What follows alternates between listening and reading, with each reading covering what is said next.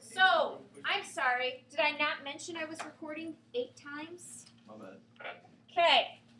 We are looking at the geometric proof right here. We know that this solid line right here, we want to prove that it's s square root 3. So we have our blue triangle, that diagonal inside the 3D cube. We know the side lengths are s. Well, I'm going to look at this red triangle on the bottom, the base of this cube, and know that both sides are s, so the third side is s square root 2 because it's a 45, 45, 90 triangle. If two of the sides are congruent, and this is 90 degrees, it's a 45, 45, 90 triangle. I want to mention again that there's no eating in the classroom because we have a mouse problem. It's also really loud, guys. Okay, so this is s square root 2, so this is also s square root 2. Okay, so now we're going to use Pythagorean theorem. We're going to go s squared plus s square root 2 squared equals, we don't know, I'm going to put x squared. I don't know what it is. Okay, I want to make this in terms of s. So this comes down as s squared plus s times s is s squared. Square root 2 squared is 2 equals x squared. S squared plus 2s squared is 3s squared equals x squared. How do I get rid of this squared in front of x? I square root both sides. So I get what my unknown is because it is s square root 3, which is what I wanted to prove in the first place. That's done. Okay, let's try the next one. The next one is a little more complicated.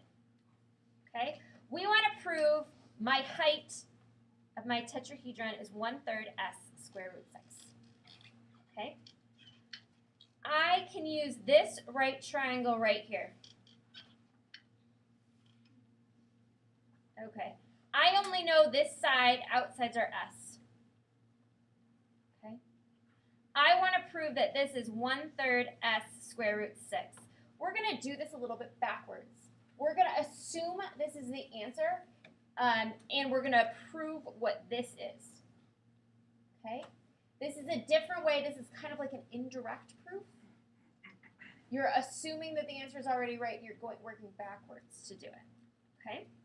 So I'm going to say 1/3 s square root 6 squared plus x squared, and we're going to solve for x, equals s squared. So the first thing, I'm going to square all this. All right? The square root of 6 squared is just 6. 1/3 squared, 3 times 3 is 9. S squared plus x squared equals s squared. Okay, so I just put this on top of it. Okay, just so we can put the fractions together. All right, now I'm going to subtract 6/9 s squared from both sides. This cancels, and I'm left with x squared equals. So I'm going to make this 9/9. Remember fractions? 9 minus 6 is 3. We good so far? Now I'm going to square root both sides. I'm going to get x equals the square root of 3 over 3, right? S.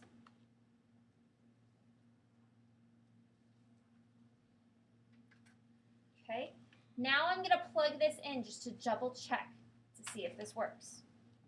Square root 3 over 3 s squared plus, I'm going to name this c, I'm going to name it b, squared equals s squared. I want to get back to this answer. Okay, this is just my double check. This is my answer to what that side is, but I want to be able to prove that this works. Okay, the square root of 3 squared is 3. 3 squared is 9. plus b, my unknown squared, equals s squared. Okay, I'm going to subtract 3/9 s squared from both sides. Do we remember what we want b squared to be? We want it to be this. We want b to end up being this. Okay? So b squared equals 9/9. What's 9 minus 3? 6/9 s squared. Now I'm going to square root each side. And so b equals square root 6/3s, which is the same thing as 1/3 s square root 6, right? So it does work. All right. Okay. Any questions about this? I know this was kind of complicated.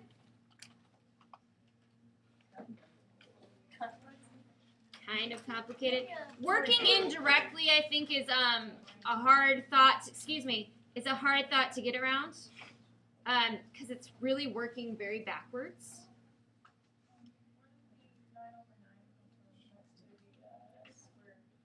Okay, so we made 9/9 because we know that's the same thing as 1. So it's like subtracting 1s squared from 3/9 squared. So we change it to 9/9. Okay, because it's the same thing as 1.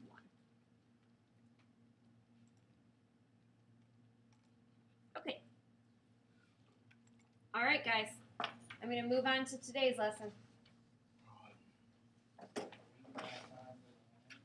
We should. Okay. Similar solids, guys. We're going to tell whether the given rectangular prism is similar to the other one. So we've talked about similar triangles, right? Two triangles are similar if what?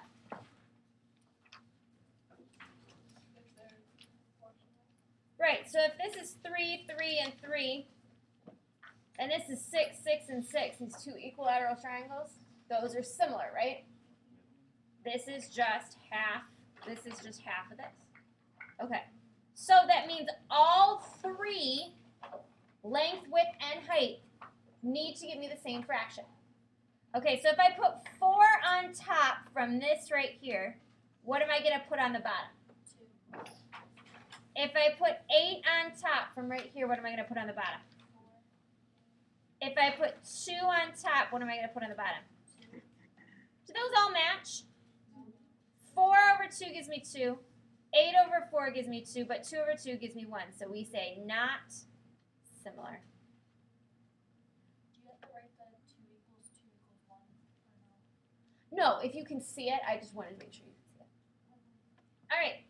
The cans shown are similar with a scale factor of 87/100.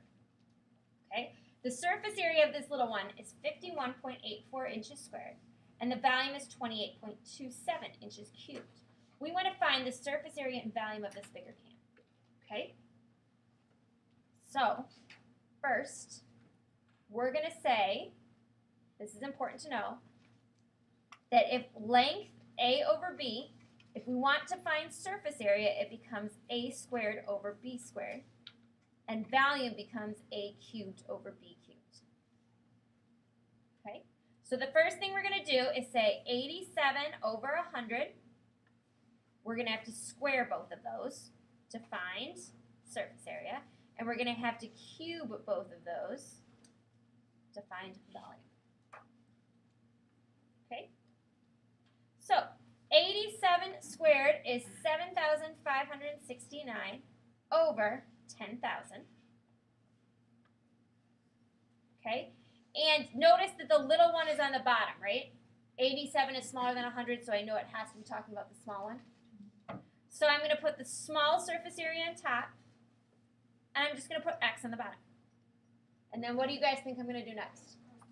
Cross multiply. 7,569x equals 518,400. Divide it. 7,569 on both sides. and I get x equals 68.48 inches squared surface area of the large can. Hey, Miss Murphy, Yes. what would happen if the 100 was on top and 87 was on the bottom? You would just have to put 10,000 on top and this on the bottom. So it would And then be you would switch these two. Okay, that's what I was asking. Okay, now we're going to talk about volume. Because we have to do both. 87 cubed over 100 cubed equals 658,503. 100 cubed is a million. Don't let the big numbers scare you guys. I get it. Okay? So we're just going to go 658,503 over 1 million equals 28.27 over x. And then it's just cross multiplying. I know they're big numbers, but the big numbers shouldn't make a difference. It should still be easy algebra, right? So 658,503x equals, is it billion?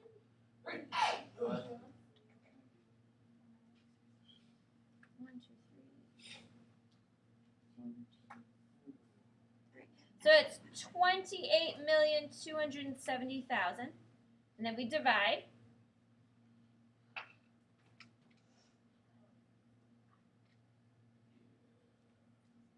And we get x equals 42.93 inches cubed, volume of the large can.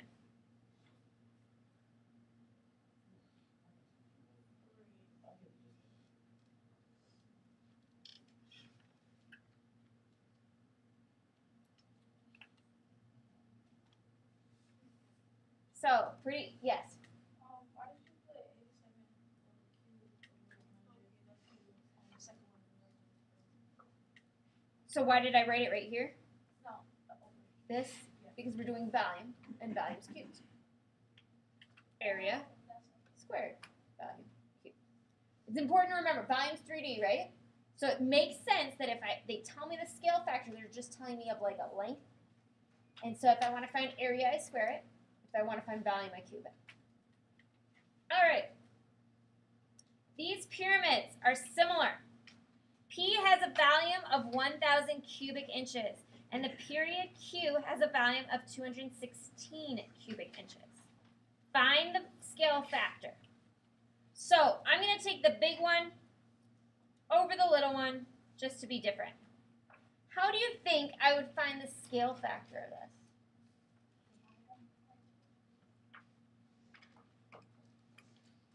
It's volume. So what did I do to get it? I cubed it. So anybody know what the opposite of cubing something is? The opposite of squaring something is to take the square root. So the opposite of cubing something is to take the cube root. But you can put it in your calculator. You can just raise it to the 1/3 power.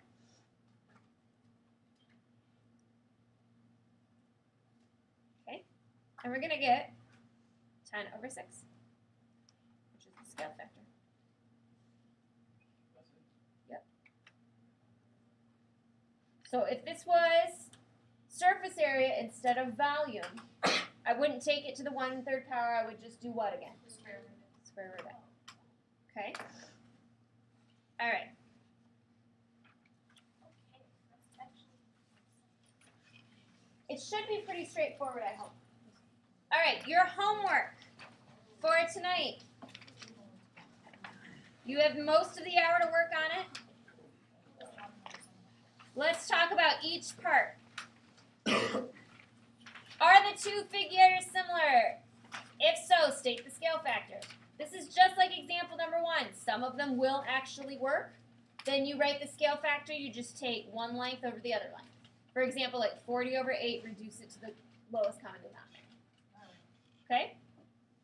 Each pair of figures is similar. Use the information to find the scale factor. Remember, if it gives area, you square root it. If it gets volume, you cube root it. On the back. Each pair is a similar figure. On the left figure, the right, find the ratio of volume. So you're just going to cube it, right? You're going to take it to the third power. The scale factor between two similar figures is given. The surface area and volume of one. So this is just like example 2. You've got the scale factor. Here's the surface area and volume. You've got to find the larger figure's surface area and volume. You just got 2 of those. Okay. Some information about the surface and area and volume of 2 solids has been given. Find the missing value. So if it gives you what the surface area is, you're going to want to find the scale factor and then find the volume. Let's do number 1 together, I think. Okay, so what I'm going to do for both of these is I'm going to square root both the surface areas. Okay? Okay, so I'm going to take 1088 and I'm going to square root it.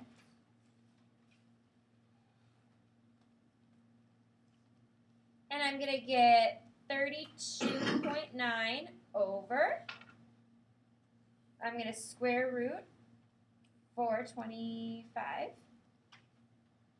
I'm just going to round. Okay, so that's my scale factor. Now I'm going to take these answers. Wait, what is the second? Sorry, guys. Then I'm going to take these answers and I'm going to cube them.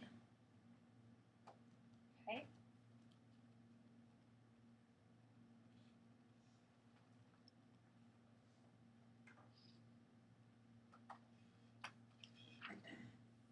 And when you put them in your calculator, they may just come up as scientific notation. That's fine if they do. Okay? If they're so big that they do. So I get 35887.5 over 8761.6. And I'm going to put that over the volume of the first one, 13312, over the volume of the second one, I don't know, x. Yes. I square rooted it because I had to find the original scale factor. And then once you do that, you cube it. Okay, if I have the surface area of 2 objects, and I have the volume of one but not the other, okay?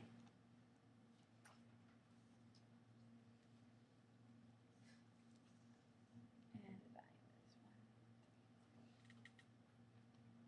is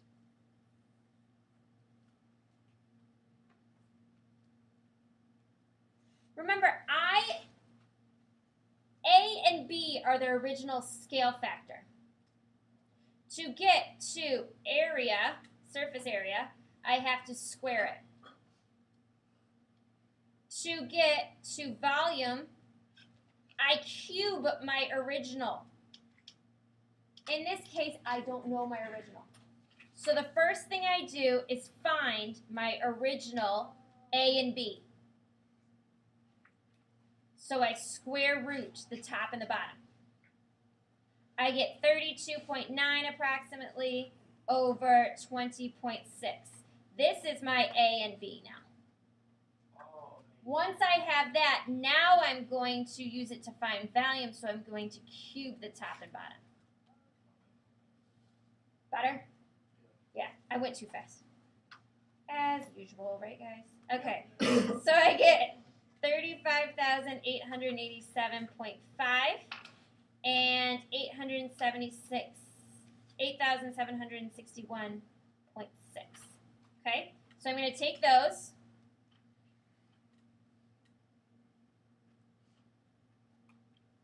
Over,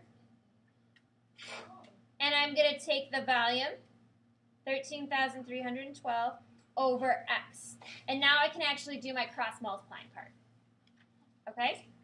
So I get 35,887.5x equals 13,312 times 8,761.6. Gives me this big long number.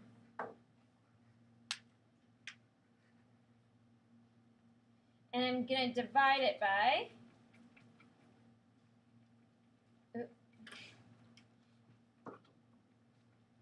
3,580. 35,887.5. And I get x equals 3,250 kilometers cubed. That's my final answer for number 1.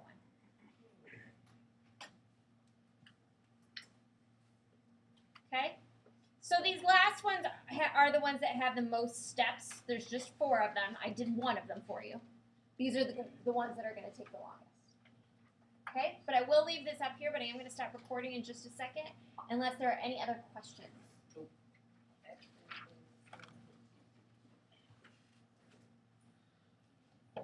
Okay, so you just have 3 others that are this difficult. The rest should be pretty straightforward. Can I have that paper? When people are done.